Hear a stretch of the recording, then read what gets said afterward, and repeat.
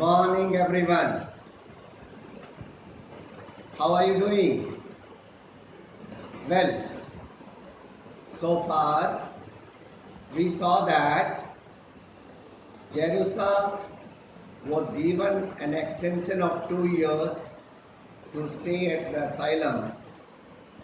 Other students were normally told to leave at the age of 14, but now she is 16 and she cannot be given any further extension. So there was a meeting about her future. The trustees and the matron were to decide her future. So far, she was told by the matron that the meeting was held and she is expected with some conditions to be a writer.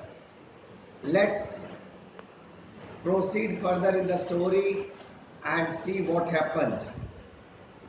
A writer, Jerusa's mind was numb. She could only repeat Mrs. Lippet's words.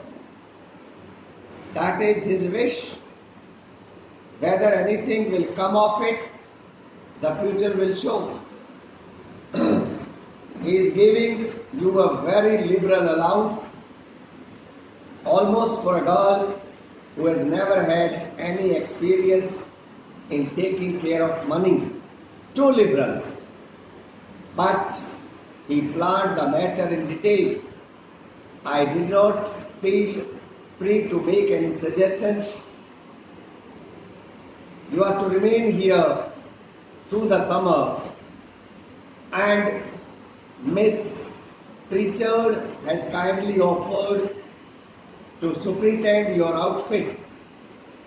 Your board and tuition will be paid directly to the college, and you will receive in addition during the 4 years you are there an allowance of $35 a month.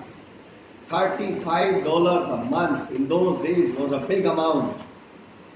This will enable you to enter on the same standing as the other students. The money will be sent to you by the gentleman's private secretary once a month, and in return you will write a letter of acknowledgement once a month. That is, you are not to thank him for the money. He doesn't care to have that mentioned, but you are to write a letter telling of the progress in your studies and the details of your daily life. Just such a letter as you would write to your parents if they were living.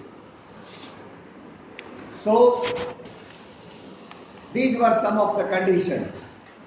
The girl was to be given an admission to the college. Her fee and other expenses were to pay to the college directly, and apart from that, the monthly expenditure around $35 were to be sent by the private secretary of the gentleman. These were the conditions. In return, she was not to thank the gentleman, but she was to write a letter telling about her progress every month.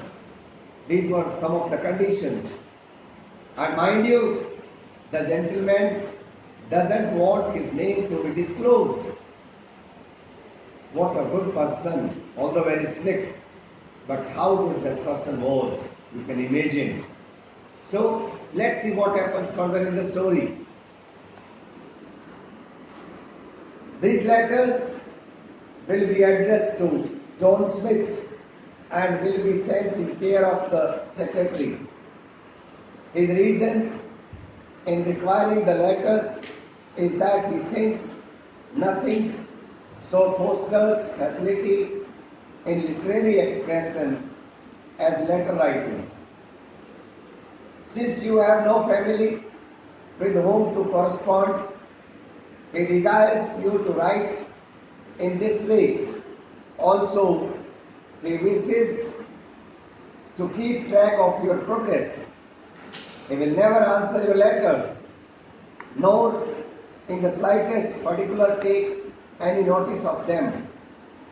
If any point should ever arise where an answer would seem to be imperative, such as in the event of your being expelled, which I trust will not occur, you may correspond with Mr. Griggs, his secretary.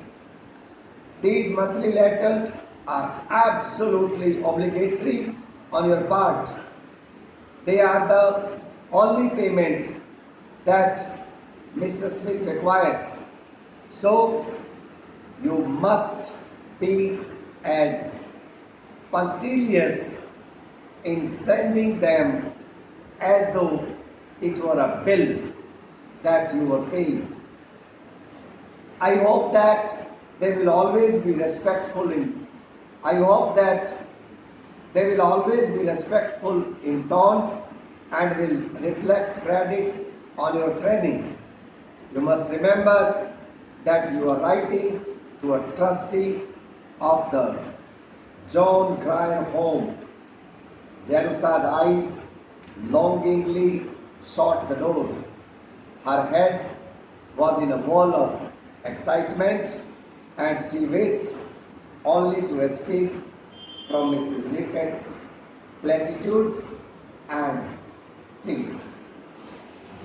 So, I'm leaving you here, but think of that girl who had no one to help, and all of a sudden, when other students after 14 were to find a job, a suitable job, a work, she was given a plan to study in the college and be a writer. How fortunate that girl was.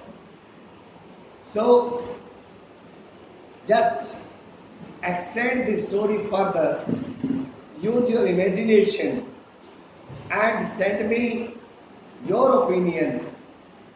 What must have happened after this?